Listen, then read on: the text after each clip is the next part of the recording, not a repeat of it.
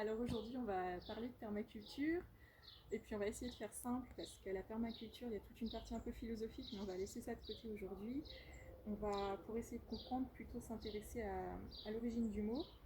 Alors à la base, ça vient d'un japonais qui s'appelle Masanobu Fukuoka. Il est considéré comme le père de la permaculture. Ce gars-là, un jour, il s'est dit que moi, ma vie métro boulot dodo, là, ça me convient pas trop. Je vais juste essayer de vivre simplement en cultivant ma nourriture. Et alors, il a commencé par observer la nature et il a vu que c'était des systèmes tellement complexes, ces systèmes naturels, que faire le mieux possible, c'était essayer de faire le moins possible. Donc il s'est dit, je vais pratiquer la philosophie de comment ne pas avoir à faire ça, comment ne pas avoir à désherber mon champ.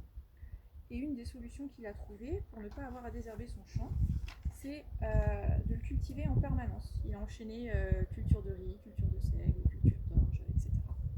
Comme ça, les mauvaises herbes n'avaient pas le temps de pousser. Donc ça a donné la culture permanente.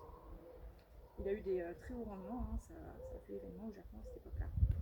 Puis un peu plus tard, il y a deux Américains, Bill Mollison et David Holmgren, qui ont vu toute la valeur des travaux de Fukuoka. Et ils ont commencé à diffuser ces idées, notamment en écrivant eux aussi des livres. Et ils ont créé le terme permaculture comme ça, en contractant les mots culture et permanente. Ça a donné permaculture. Et puis après, il y a eu tout un tas de concepts et d'idées et de techniques qui se sont développées autour de ça ou qu'on a retrouvées. Concrètement, en permaculture, on va dire qu'il y a trois choses qui sont importantes. Il y a le sol, les graines et le design. Alors, en permaculture, la plupart des gens pensent que c'est plutôt intéressant d'essayer d'avoir un sol vivant. Alors, il y a ce livre qui se trouve à la bibliothèque de Morsan qui est vraiment très bien fait, c'est vraiment la référence du genre sur le sujet. Et il est génial, lisez. Un sol vivant, c'est un sol qu'on ne laboure pas. À la place, on utilise une grelinette ou une aérobêche. Donc ça s'utilise comme ça. On met les pieds, on utilise le poids du corps pour enfoncer et on utilise le poids du corps pour tirer sans retourner la terre. C'est beaucoup moins fatigant et c'est meilleur pour les bactéries du sol parce que celles qui sont en surface, elles aiment l'air, donc c'est bien qu'elles restent en surface. Et celles qui sont en profondeur, elles n'aiment pas l'air, donc c'est bien qu'elles restent au sol. Quand on bêche, on perturbe tout ça, donc c'est pas terrible pour ces bactéries.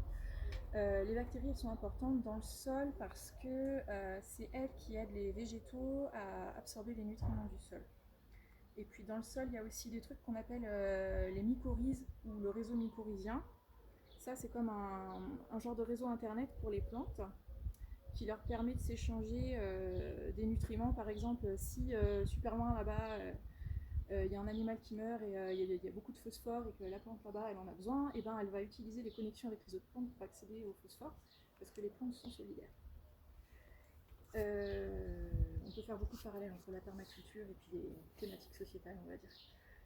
Alors donc la vie du sol, c'est important. Il y a aussi tout ce qui va être les vers de terre, tous les petits animaux qui dégradent la matière organique et qui la rendent assimilable par les plantes. Les vers de terre, c'est un animal clé dans la fertilité du sol. Sans vers de terre, on ne pourrait, pour ainsi dire, plus manger. Donc voilà, il y a la vie du sol. Alors après, il y a les semences. Les semences, beaucoup de gens qui cultivent en permaculture s'arrangent pour avoir des semences chez des gens comme la ferme de Sainte-Marthe, semences biologiques, ou une référence en la matière, les semences de Coco Pays. La pince à linge, c'est parce que ça me permet de trier les associations de culture que je vais faire ou à quel moment je vais les planter, ou ça évite que les sachets s'enversent aussi. C'est pratique. Cocopelli, c'est, on va dire, c'est les gentils chez les semenciers. Parce que si on fait un parallèle avec Star Wars, dans la production de graines, il y a un peu le côté obscur et le côté clair. Le côté obscur, c'est des gens qui utilisent des semences qui existent, les modifient, déclarent qu'elles leur appartiennent au nom de la propriété intellectuelle et interdisent aux gens de les reproduire pour s'en servir. Donc ça veut dire qu'avec des gens comme Bayer ou anciennement Monsanto, vous n'avez pas le droit de ressemer les graines des tomates que vous avez plantées alors que vous aviez. En fait, les semenciers, comme anciennement Monsanto et désormais Bayer, modifient leurs graines pour qu'elles deviennent infertiles. Elles ne peuvent plus se reproduire, on ne peut plus les ressemer, elles ne poussent plus. Et les gens comme Cocopelli, au contraire, s'arrangent pour que les graines restent fertiles, et puis surtout, ils s'arrangent pour que tout un tas de variétés restent disponibles, là où il y a ce qu'on appelle une érosion de la diversité génétique, avec les semenciers classiques, comme Syngenta, Dupont, etc. Donc voilà, les semences, quand on est dans l'esprit de la permaculture, c'est important de prendre des semences un peu naturelles, non trafiquées, je dirais saines aussi. La dernière chose qu'on peut aborder quand on parle de permaculture, enfin une des dernières choses en tout cas, c'est ce qu'on appelle le design. Alors ça c'est un dessin du design d'un spécialiste du genre qui s'appelle Joseph Chauffret, qui est connu pour sa prouesse d'avoir atteint l'autonomie alimentaire sur une surface de 150 mètres carrés pour une famille de 4 personnes. Il a tellement bien géré son design que ses cultures sont hyper productives et donc il peut faire manger toute sa famille juste avec son jardin.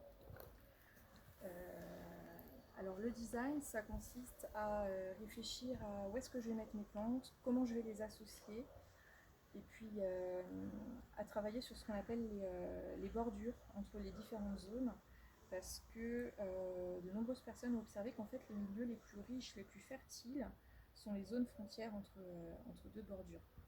Sur un plan sociologique, on parle souvent de la richesse des différences et tout. La richesse des différences, ça se vérifie beaucoup en permaculture, en association de plantes. Quant aux associations plantes, il y a un très bon ouvrage qui est aussi à la bibliothèque de Morsan, si je ne me trompe pas. C'est celui-là. Associer ces plantes, c'est savoir par exemple... Bon, il y en a plein là-dedans, mais... Par exemple, on plante souvent, et ça c'est très connu, les carottes avec les poireaux parce qu'elles se protègent mutuellement des parasites. Donc quand on met les carottes et les poireaux ensemble, elles poussent beaucoup mieux que si on avait fait une monoculture d'un truc. En plus, l'avantage de mélanger les cultures, c'est que comme les insectes fonctionnent à l'odorat, si j'ai un gros tas de carottes, les insectes qui aiment bien manger les carottes, ils vont facilement les repérer. Alors que si je mélange mes carottes avec des tomates, du thym, des poireaux, et là, ça va être beaucoup plus dur pour les insectes qu'on dit ravageurs de repérer mes cultures, donc elles vont être protégées parce qu'elles vont être en quelque sorte cachées. Voilà, donc toutes ces questions du design, ça fait appel à tout un tas de techniques, la culture sur but, le coffrage en lasagne, les associations de plantes, qui feront certainement l'objet d'une autre vidéo parce que